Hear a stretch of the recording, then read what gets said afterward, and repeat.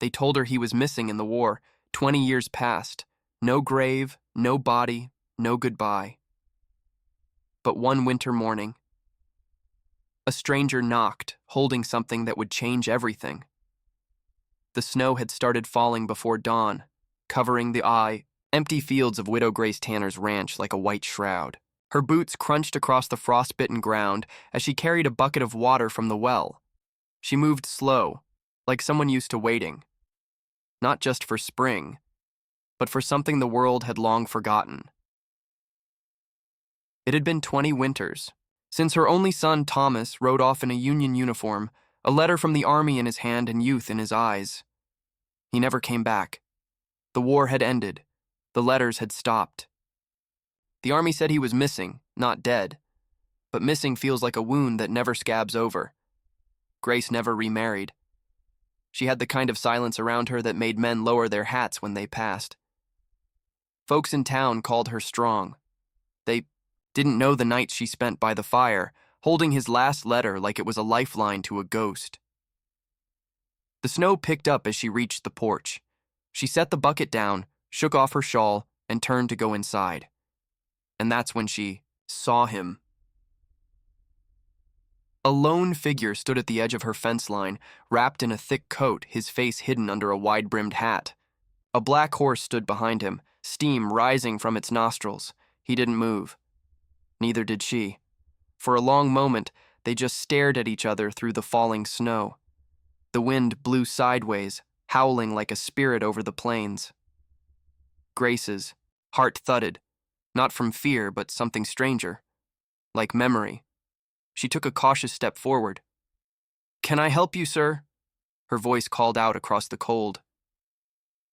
The man slowly stepped toward her. Just one hand visible from his coat, a leather-gloved hand holding something on a silver chain. Her breath caught.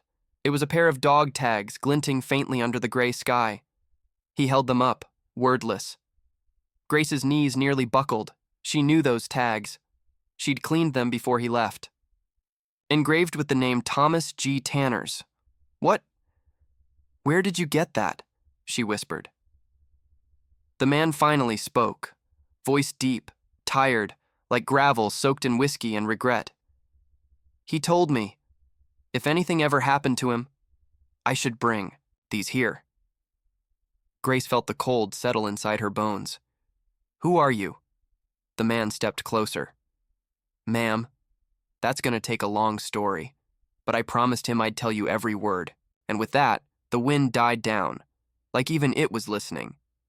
If this story touched something in your heart, don't forget to like, leave a comment, and subscribe to Luminous Tales. There's more to come, and you won't want to miss. Grace's fingers trembled as she reached for the dog tags, but the man didn't let go. Not yet. Instead, he stepped forward, slow and deliberate, boots crunching the snow like distant drums of memory. Up close, she saw the edge of a scar cutting down the side of his jaw, disappearing under his collar. His face was roughened by years of sun and war, but his eyes, gray, sharp, and searching, looked far too young to carry so much silence. "What happened to my son?" Grace asked, voice almost breaking. The man nodded once. "I'll tell you everything, but not out here." She hesitated.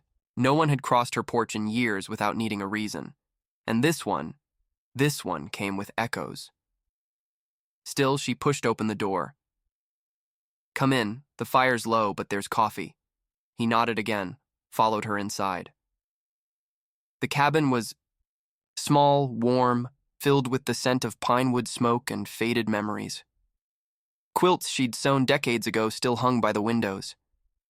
A picture of Thomas in uniform stood on the mantel, forever young. The man glanced at it, then at her. "You kept him close." "I never had much choice," she replied. "The world took him. I just held on to what I could." She poured coffee into 2 chipped mugs. He sat at the kitchen table, shoulders hunched like he wasn't used to staying. Still. When she set the cup in front of him, he looked down at it for a long time before speaking. "My name's Caleb. Caleb Rourke. I fought beside Thomas at Cold Harbor. Grace's breath caught. Cold Harbor. The last place Thomas had written from? He saved my life, Caleb said softly. Twice. There was a silence then, heavy and deep. Outside, the wind howled again, and snow fell harder, as if the earth itself was listening to this long-delayed truth. Caleb reached into his coat again and pulled out a small folded paper, stained and yellowed with time. This was meant for you, he said. He wrote it before the last charge. Grace took it with both hands, feeling the weight of years in a single slip of paper. Her eyes scanned the familiar handwriting, stiff at first, then trembling. Ma, if this reaches you, I didn't make it back. But don't grieve long. I met someone who reminds me of you, stubborn, brave, kind when it counts. If he makes it home, trust him. He'll carry my name like it was his own. I love you. Always. Thomas. The tears came, quiet and slow. When she finally looked up, Caleb wasn't watching her. He was looking at the fire, like he saw ghosts in it. I didn't carry just his name, he said quietly. I carried his guilt, his wish, his last words. Grace swallowed. Why did it take you so long? Caleb didn't answer right away. Then, in a voice low and breaking, because I wasn't sure I deserved to come home. Grace sat motionless, the letter clutched in her lap. The fire popped, sending sparks upward like lost prayers. Caleb sat across from her, hands wrapped around the coffee mug, untouched. She finally spoke. Tell me everything.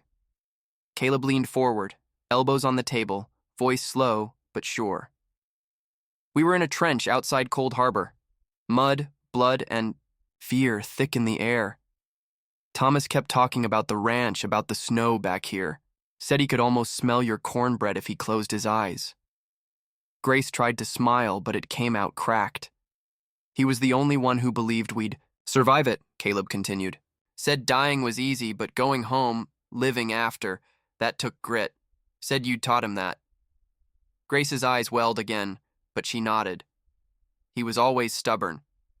He wasn't supposed to be in the final charge. He volunteered. Said I was too beat up, that I had someone waiting for me back home. Caleb looked away. I didn't. I never did. He was always better at lying for kindness than I was. Grace whispered, He took your place? A long silence followed. Caleb's jaw tightened. The bullet meant for me hit him square in the back. He didn't even cry out, just dropped. Grace gasped, hand over her mouth. I dragged him back, held him while he bled out. He couldn't speak, but he pressed those tags into my hand, wouldn't let go.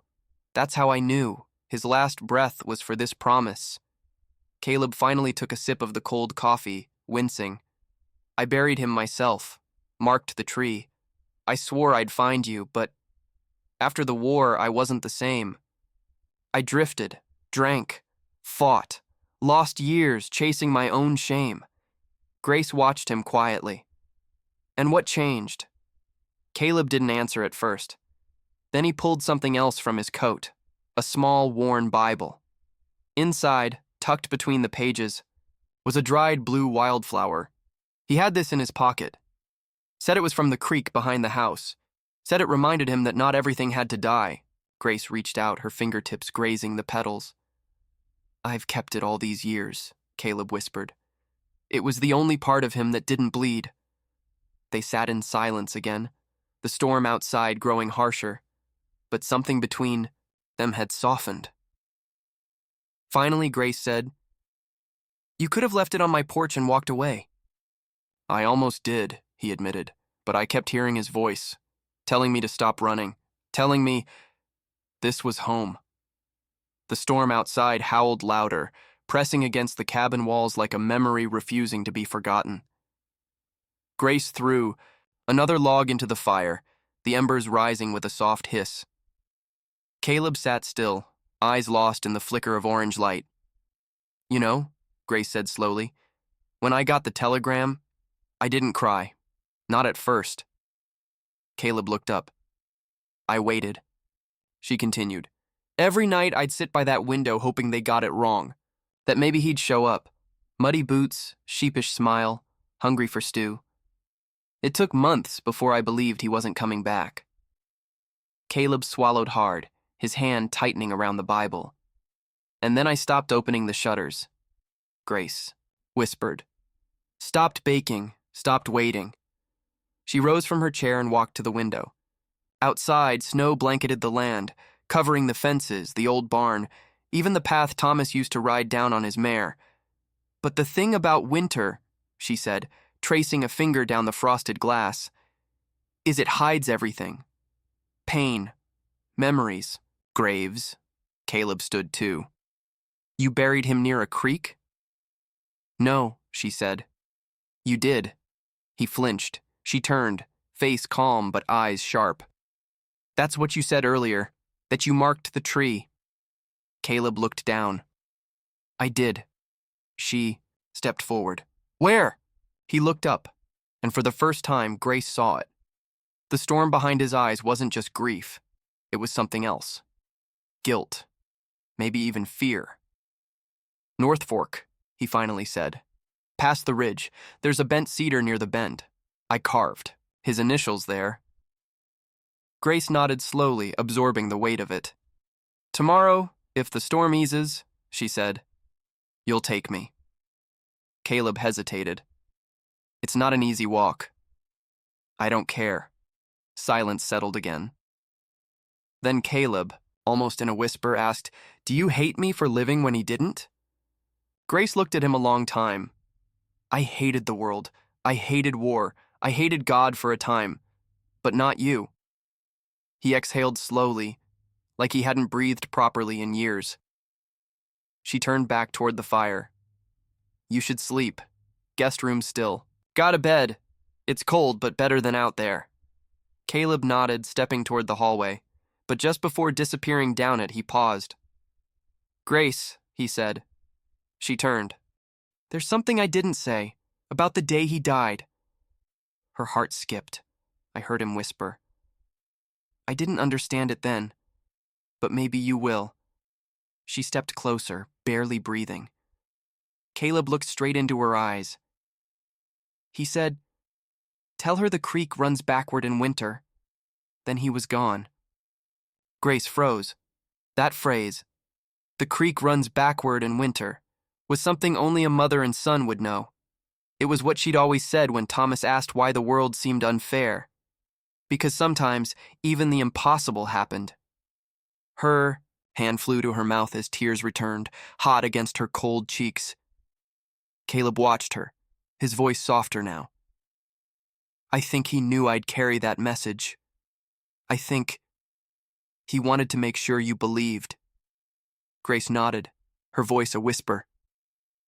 Now, I do. Morning came without sunlight. A dull gray hung over the ranch, and the snow had deepened, now knee-high along the fence posts. Grace wrapped herself in a wool coat, the one Thomas had bought her before the war, and laced up her boots with fingers that trembled, not from the cold, but from what the day might bring. Caleb waited outside, standing by the porch with a scarf, pulled over his mouth. His hat was dusted white, and the rifle slung over his back looked more like a memory than a weapon. You sure? He asked as she stepped out. Grace nodded. If what you said is true, I need to see it for myself.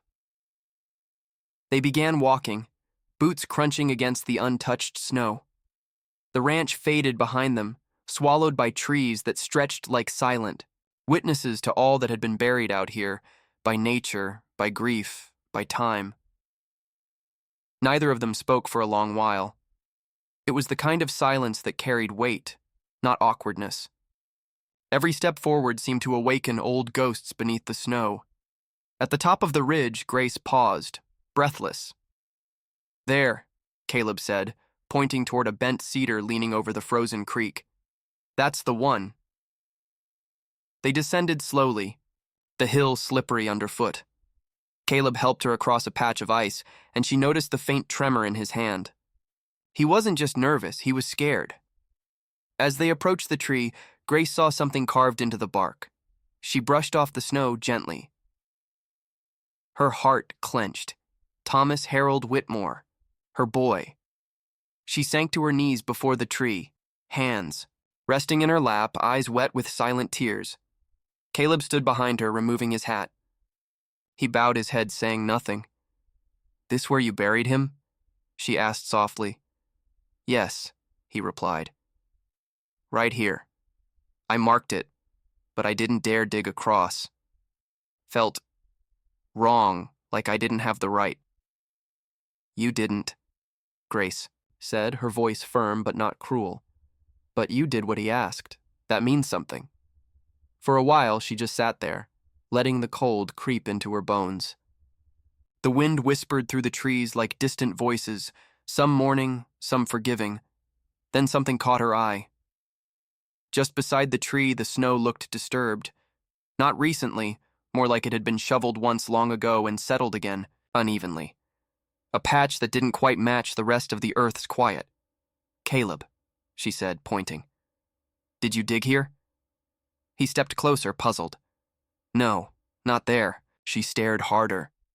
The snow didn't just look disturbed, it looked tampered with. Her heart quickened. "Dig." "What?" "Dig, now." Caleb hesitated, then dropped to his knees and started clearing snow with his hands. His fingers found frozen soil, then something harder beneath. Wood. A box. Small, rough, barely held together. He yanked it free, breath fogging in the cold air. Grace knelt beside him as he opened it. Inside, wrapped in a stained piece of uniform cloth, was a journal. She reached for it slowly, hands trembling. The cover was cracked. The initials TW were carved on the front. It was Thomas's handwriting, alive on every page. Grace gasped, and then she saw the first line. "If someone finds this, it means I survived the trench but not the winter." Her eyes widened. Caleb froze. Thomas might have lived after the war. But then, why was this here and who buried it? Grace held the journal like it might shatter if she breathed too hard. Her fingers brushed the brittle leather, worn down by time and frost. Each page carried the scent of pine, ash, and something older, like it had lived through fire and snow alike. Caleb leaned in beside her, eyes scanning the open page. Grace read aloud, voice barely above a whisper. "November 18th. I made it out of the trench. The others didn't. My leg's gone cold, and I think the bone's cracked. I dragged myself toward the tree line and waited. If help doesn't come soon..." She stopped. The ink had smudged halfway through the sentence. Caleb's face had gone pale. He survived longer than we thought." Grace nodded slowly, flipping to the next page. "December 2nd. I think I'm north of Red Hollow. There's a creek that flows strange, looks like it's moving backward. I found a cave, it's dry, but I can't stay long. I think I'm being watched." Her breath caught. "He made it past the ridge," she whispered. "He wasn't dead when you left him." Caleb's hands trembled. I swear I buried him. He wasn't breathing. I checked." "You were a soldier, not a doctor," Grace snapped. "And a scared one." Silence. Caleb looked away, shame pooling in his eyes. Grace continued flipping. Pages, each entry more desperate than the last. His food had run out. Snow had fallen hard. And then, on one page near the middle, I saw someone. A rider. All black. Watched from the trees, then vanished. I yelled for help, but he didn't. Come closer. Just tipped his hat and disappeared. She looked up sharply. "You told me no one else was out there." "There wasn't," Caleb insisted. "Not a soul." But Grace kept reading, eyes scanning line after line until she reached the final entry. January 3rd. I don't think I'll make it another night. My hands are numb. But if anyone finds this, tell my mother I didn't give up. Tell her I thought of her every time the wind howled. Tell her... I saw the rider again. He left something by the cave. A blanket. And a carved coin. I don't know what it means, but it's warm. She froze. A carved coin? She whispered. Caleb's voice was hoarse. What kind of coin? Grace reached into her coat pocket and slowly pulled out a worn silver disc. It was the same coin she'd found beside her doorstep the night before Caleb had arrived. A rider carved on one side, the initials THW on the other. Caleb stared at it like it burned. That was his? Grace nodded, and in that moment, the world shifted. The grave Caleb had dug might not have held Thomas. The coin meant someone had come back. Someone who knew this place. Someone who might still be watching. A cold wind swept through the trees then, sudden and sharp. Both of them turned. Footprints, in the snow, fresh, leading, from the edge of the trees, straight toward the creek. But no one was there. Not anymore. Grace tightened her grip on the journal, heart pounding in her ears. "Caleb," she whispered, "what if he didn't die here at all?" The footprints were too fresh to ignore. Grace moved first, each step crunching with icy defiance as she followed the trail toward the creek. The trees around them stood silent, tall as sentinels guarding secrets buried under years of snow and regret. Caleb followed, one hand on his rifle, though neither of them could say what they were chasing or running from. The tracks weren't rushed. No sign of panic, just deliberate steps, like whoever made them wanted to be followed. They crossed the frozen creek. Caleb tested it with his heel first, then nodded, letting Grace pass over. Her eyes never left the trail. Her breath, visible and rhythmic, moved like a woman walking toward a truth she wasn't sure she wanted. And then, the trail ended. Clean. No scuff marks. No turn. Just gone. As if the figure had vanished into thin air. Grace turned in a slow circle. Where did he go? Caleb scanned the woods. There's nothing. No rocks, no tree hollows, nothing big enough to hide someone. But Grace's eyes locked on something else. A cave, just barely visible through a break in the trees. Snow gathered thick around its mouth, but the trail could have led there if the snow hadn't fallen again. She moved toward it without waiting for Caleb. Inside, the air was warmer, sheltered. Old leaves and pine needles lined the ground, and near the back, blackened stones marked an old fire pit. Ashes still clung to the edges. Not fresh, but not ancient either. Grace scanned the walls, her eyes adjusting to the dim light filtering in from the entrance. Then she saw it. Another mark, etched deep into the rock. A circle. Inside it, a rider. Beneath, 3 letters. Her knees buckled slightly. Caleb caught her. "Janny," she whispered to no one and everyone at once. He was here. Caleb moved toward the fire pit. Among the ashes, he picked up a tin cup, rusted but intact. He turned it over in his hand and froze. On the bottom, a small carving. G. W. Her initials. "What does this mean?" Caleb asked, voice low. "I don't know," Grace said, eyes glistening. "But someone's playing with time, with memories." Outside, the wind howled like it was mourning the truth buried in the snow. Then a soft sound, a branch snapping. Both turned.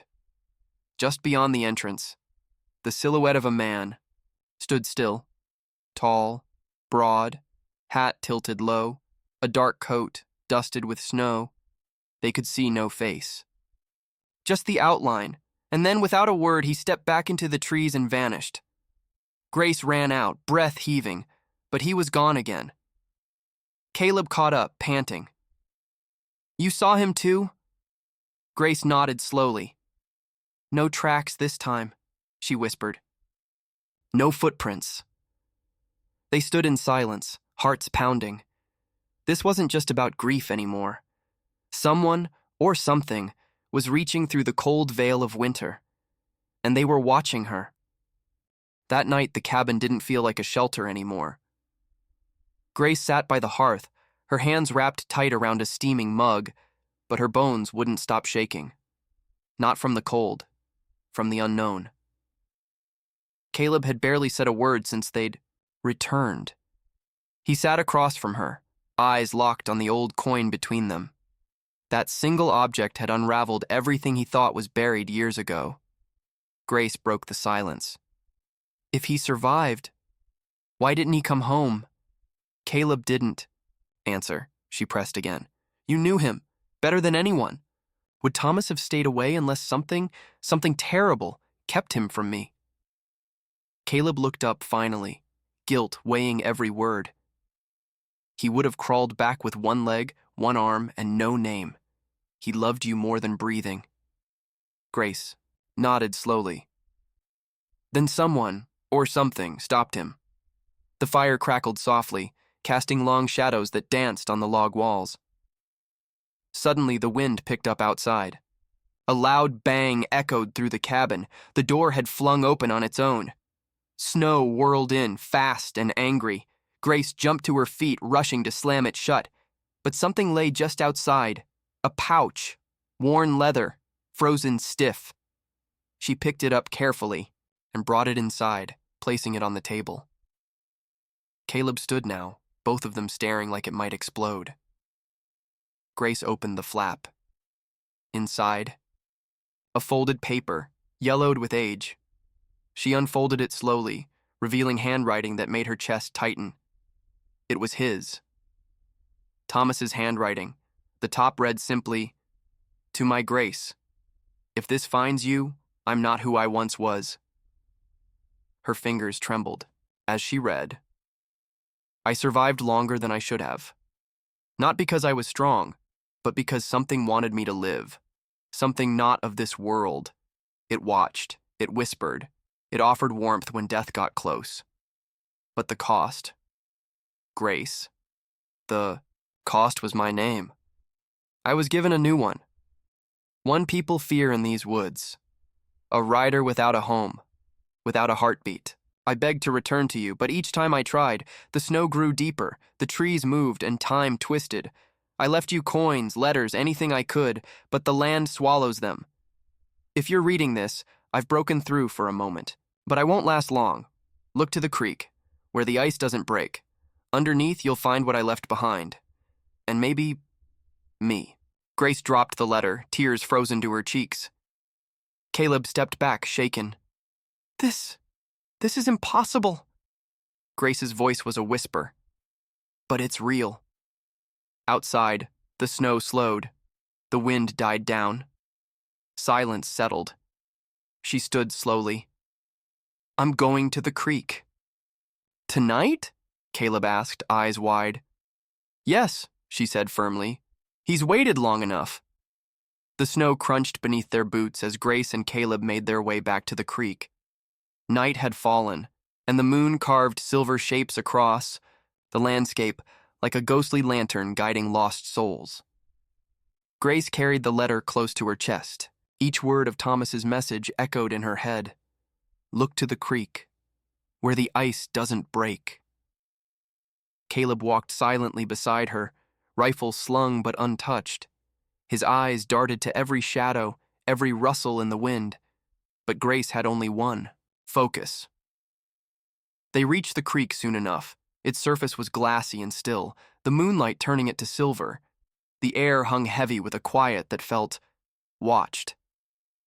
Caleb stepped forward, eyes scanning. There, he pointed. At the center of the creek, just beneath the surface, barely visible, was a dark shape, long and rectangular. A box. Grace's breath caught. I need to get to it, she said. It's thick ice, Caleb warned. We'll need to break it slowly. We could fall through. But Grace didn't flinch. She stepped onto the ice before he could stop her, moving slowly, steadily. Each step sent small cracks whispering beneath her boots. Caleb followed reluctantly, axe in hand. When they reached the center, they knelt together. The box lay still beneath them. Maybe wood, maybe metal. It was hard to tell. Caleb raised the axe, one solid hit, crack. Water seeped up in small rivulets, but the ice held. Another swing, this time a split formed. Grace reached in with her gloved hand, chipping at the edges, then pried it open. It was a coffin-shaped chest, not for a person, but something valuable, something old. They pulled it out together, the weight surprising. It thudded onto the snowy bank as they climbed out, both panting. Grace knelt and slowly opened the latch. Inside, wrapped in old oilcloth, was a coat. Black, long, unmistakable, Thomas's, folded beneath it. His hat. And under that, a leather-bound journal. Grace picked it up, her fingers trembling. A photograph slipped out, her and Thomas. Before the war. He was smiling, holding her hand like it was the only thing that ever kept him tethered. Tears rolled down her cheeks. Then, from deep inside the chest, something else shimmered. A ring. Her wedding ring. She stared at it, breath catching. I buried this with him. Caleb leaned closer. He must have taken it back, somehow. But Grace's mind raced, or maybe he never died at all. She opened the journal. The first page read, "If you're reading this, I'm still lost. But I remember you. I remember everything. And I'll find my way home, even if it takes me beyond death itself." Suddenly, a gust of wind howled through the trees, louder, colder than before. They turned. Across the creek, a figure stood once more. Still, watching, hat down, coat fluttering in the wind. This time, he didn't vanish. He raised one hand and pointed to Grace. Then turned and began to walk into the woods, slow and deliberate, leaving behind no footprints. Grace whispered, "He wants me to follow." The figure vanished into the trees like smoke swallowed by the night. Grace didn't hesitate. She stepped toward the line of pines, snow crunching underfoot, the journal clutched tightly in her hand. The trees stood like sentinels, silent and unmoving, guarding the path he'd taken. Caleb grabbed her arm. "Grace, don't! We don't know what's in there. It could be anything." She looked at him, her eyes steel despite the tears still drying on her cheeks. "I know what I saw, Caleb. He's leading me, and I have to follow." He hesitated, jaw tight, then nodded. "I'm coming with you." Together they crossed into the woods. The wind died entirely. No rustle, no owls, just the creaking of the snow-heavy trees and their own breath. The deeper they walked, the more unnatural it felt. The trees thickened, bending inward as if listening. Suddenly they saw it, a trail. Not made by boots, not recent, but old, like something had once passed here. Dragging time with it, the ground was packed in strange symbols. Circles, arrows, a spiral like a cyclone carved into the earth itself. Grace touched one of them. Instantly she heard it. A whisper. Faint, but real. "Grace," she gasped, pulling back. "Did you hear that?" Caleb looked at her, pale. "No. What did it say?" "My name," she whispered. They pressed on. Minutes passed. Or maybe hours. Time felt twisted here, like the very air didn't obey the laws of man. Then, through the trees, they saw light, a soft glow, blue, pulsing gently like a heartbeat. They stepped into a clearing. In the center stood a stone arch half buried in snow, covered in moss and frost. It was ancient, clearly not built by settlers, more like something left behind by people who knew things no one else should. Grace approached slowly. Symbols on the arch matched those from the trail. Then, on the stone base, she saw a name etched by hand, Thomas Hart, 1866. Her breath caught. "That's the year they declared him dead," Caleb said. Grace stepped closer to the arch. The glow intensified. Snow lifted gently from the ground as if gravity had loosened. The journal in her hand began to warm. She opened it. Another page had appeared, one she hadn't seen before. Scrawled hastily, "Don't be afraid. The veil is thin here. I can almost touch you." Grace's voice cracked. "He's here, somewhere." Caleb stepped back. "This place, it's not right. It ain't natural." Grace turned to him. "Maybe not, but neither is love that waits this long." She stepped into the arch. The world flickered like candlelight. Then, stillness. She was gone.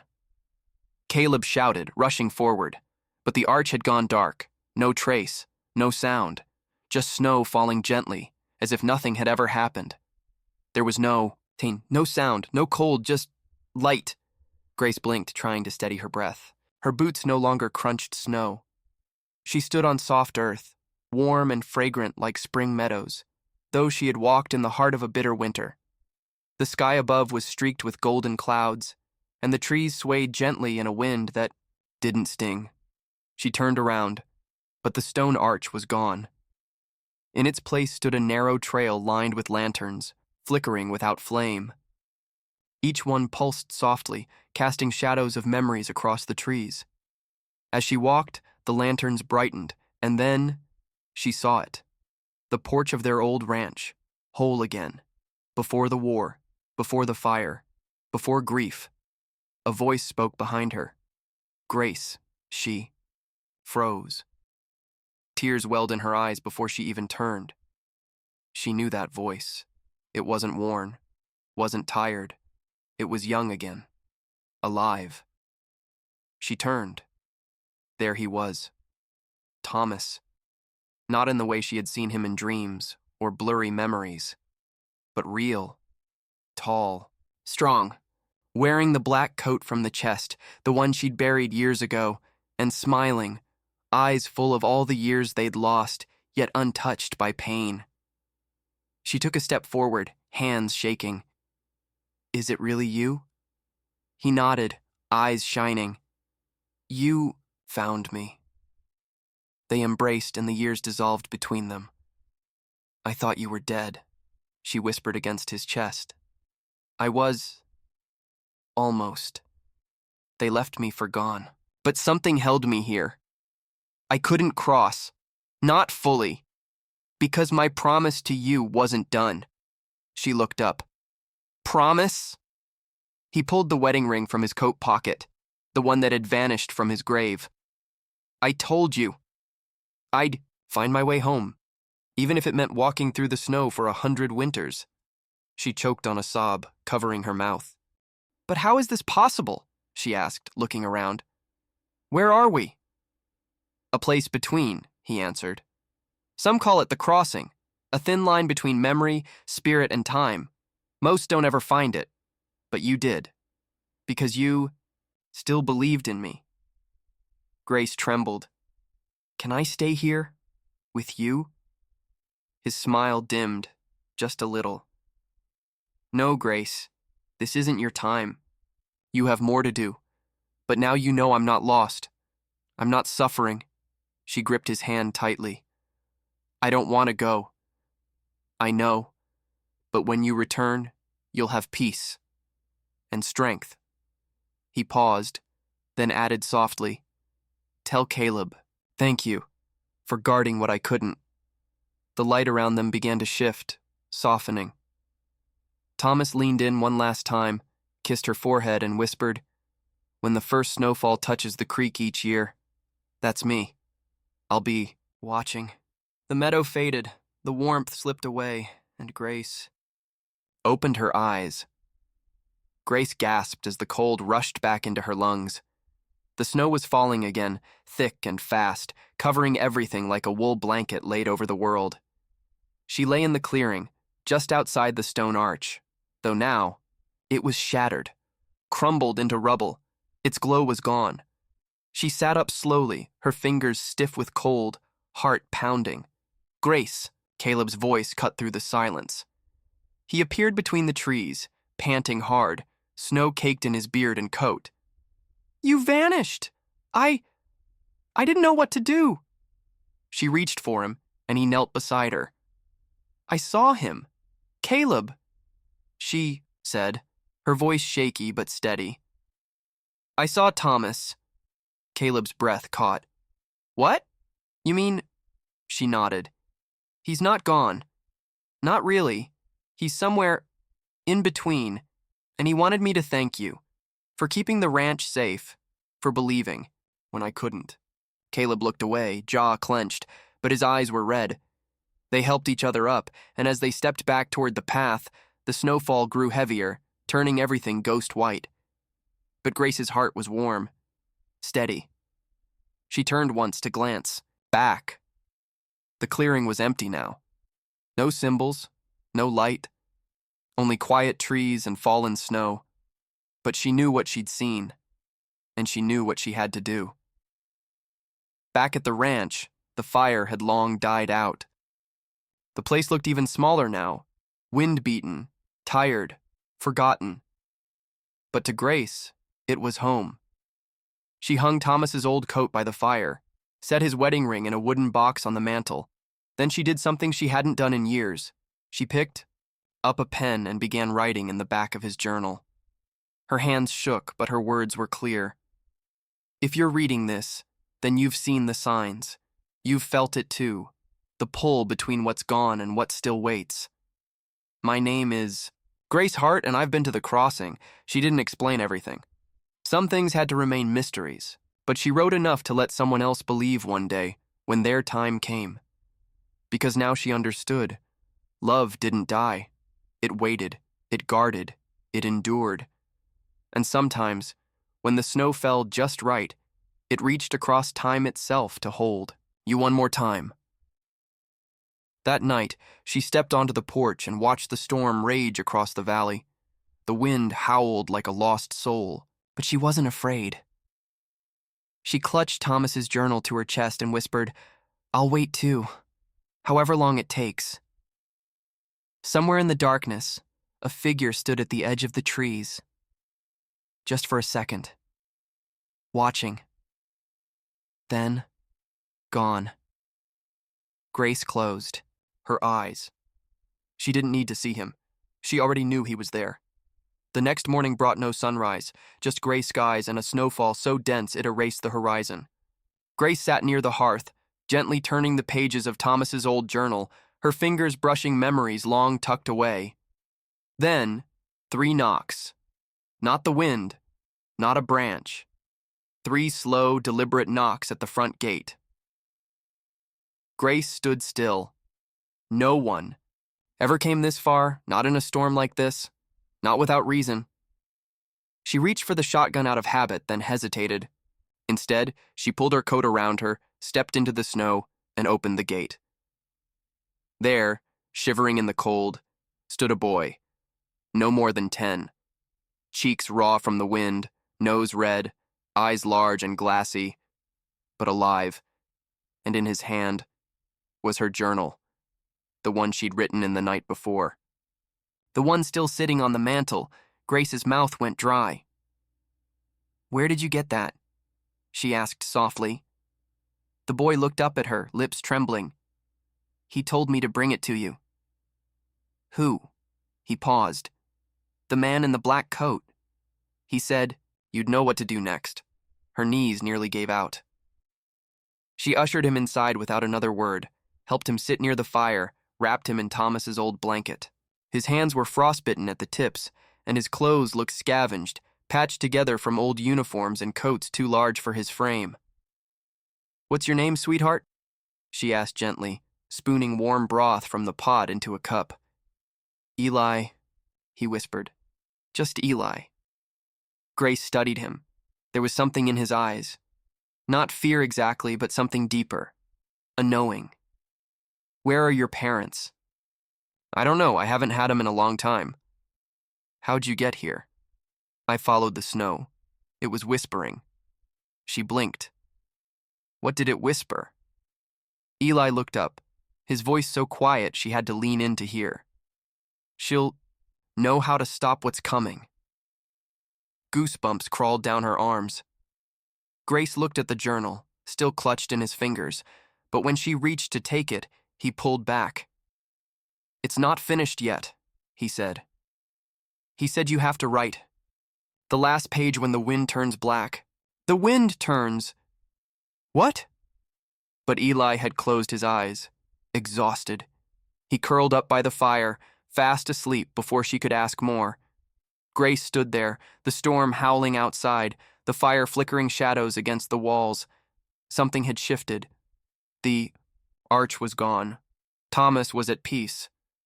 But now a boy had appeared, with her journal and a warning, and she knew deep down. This story wasn't over. It was only just beginning again. Eli slept for hours, the kind of sleep only someone who's been running too long can afford. Grace sat by the fire, unmoving, listening to the crackle of flames and the distant roar of the wind outside. She kept glancing at the journal still clenched in the boy's arms, its leather cover strangely worn, as though it had traveled farther than mere miles. By nightfall, she heard the crunch of boots in the snow. Not timid like Eli's. Heavy. Purposeful. She grabbed the shotgun this time, opened the door slowly, and froze. A man stood at the fence, tall, wrapped in a dust-colored duster with snow gathering on the brim of his hat. He didn't move. Just stared. Grace stepped out onto the porch. "You lost?" "No, ma'am," he said, voice deep, dry. "I came to collect what's mine." "Then you'll have to keep walking." He tipped his head. "That boy inside, he ain't yours." "He sure as hell ain't yours either." The man smiled, but it didn't reach his eyes. "You don't remember me, do you?" Grace squinted, heart thudding. Something about the jawline. The way his hand rested near his holster, the faint scar across his cheek. Then it hit her. Colt. McCready? The name tasted like ashes. He nodded slowly. "Thought you might recognize me. You and your husband left me to die in those hills." "You killed 5 men in one night," she snapped. "You'd have shot Thomas too if I hadn't pulled the trigger first." "Yet I'm still breathing," he said, spreading his arms. Grace's grip on the shotgun tightened. "Not for long if you don't turn around." But Colt only chuckled. "You think this is about revenge? That boy in there, he ain't just some orphan. He's the key." "To what?" Colt stepped forward and the wind surged behind him as if pushing him closer. "To opening what Thomas tried to seal shut." Grace's stomach twisted. "The crossing," she whispered. He grinned. "Knew you were still sharp. You don't know what you're messing with, Colt." "Oh, I do, Miss Hart. I know exactly what's waiting on the other side, and this time I ain't coming alone."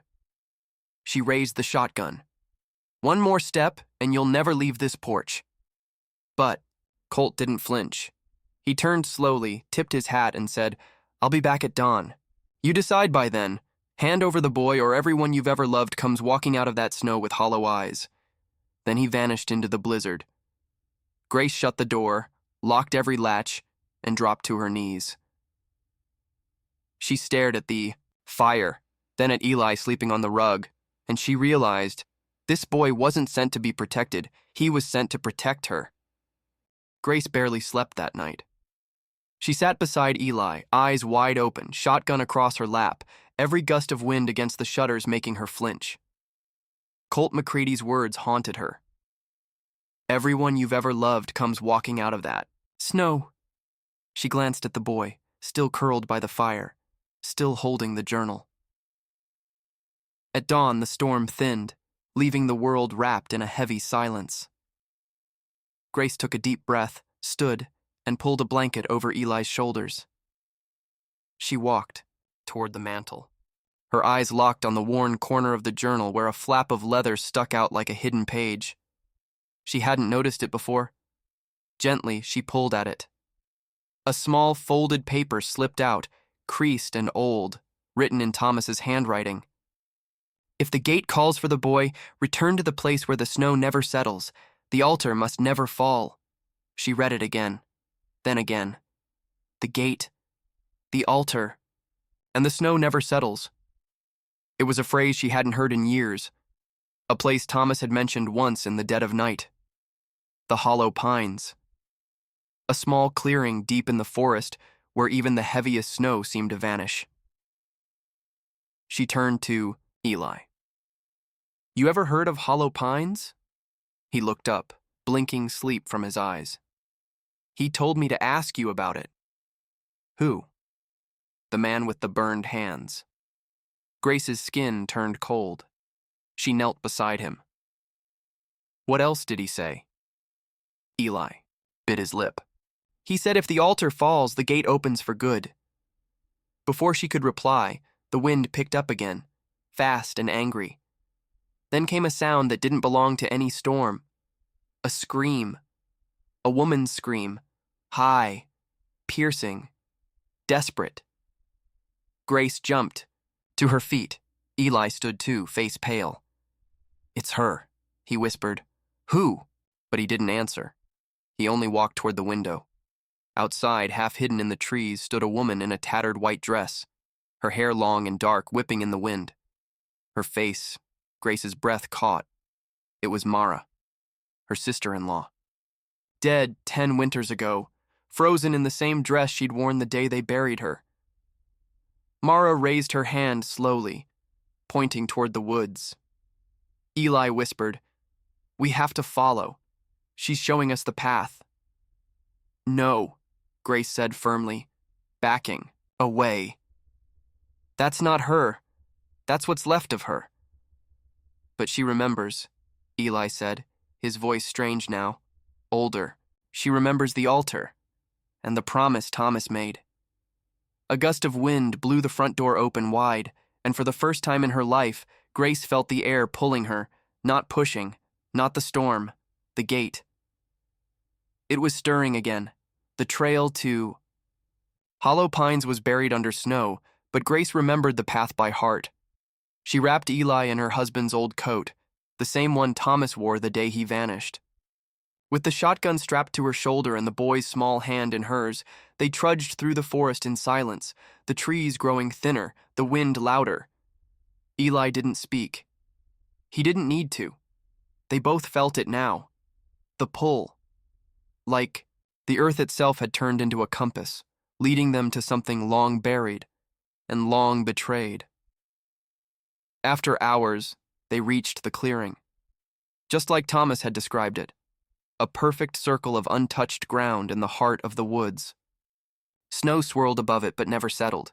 In the center stood a stone altar, old and cracked, carved with symbols neither of them understood, but Eli walked toward it like he'd seen it before. Grace stepped forward. "Eli, wait!" Before she could stop him, Colt McCready stepped out. From behind the trees, Grace spun, shotgun ready. "You're too late," he said calmly. "The gate's already awake. He's the last piece." "You ain't touching that boy," Colt smiled. "You still think this is about you? About revenge?" Grace tightened her grip. "This is about Thomas, about what he died protecting." Colt's face darkened. "Your husband made a deal, Grace. A dirty, quiet deal. He closed the gate, but only halfway. Left the other half for this boy to seal or open." "That's a lie." "He knew it," Colt said, stepping closer. "That's why he disappeared. He knew the gate would come calling again, and he knew you'd be the one left to choose." Suddenly the altar glowed faint blue. Eli stepped atop it. "No!" Grace screamed. But the boy looked back with calm, steady eyes. "It's okay. He showed me in dreams. I'm the lock. He was the key." Colt charged forward, gun drawn. A shot rang out, but not from Colt's pistol. From Grace's. He fell to the ground, eyes wide with surprise, blood steaming in the cold. The altar pulsed once, then again. Eli placed his hand on the stone. "Tell them, I was never afraid." The light engulfed him, and then silence. Snow returned to the altar for the first time in decades. Grace dropped to her knees, sobbing. The forest fell still. No wind, no voice, no more ghosts. The gate had closed. Forever. Back at the ranch, days. Later, Grace found a letter tucked beneath Eli's pillow, in a child's shaky handwriting. "You didn't save me, Grace. You released me. And that's the kind of hero this world needs." She smiled through tears, and from that day on, every winter storm brought not dread, but peace. If this story touched your heart, don't forget to like, share your thoughts in the comments, and subscribe to Luminous Tales for more emotional journeys set in the heart of the Old West. Your support keeps these stories alive.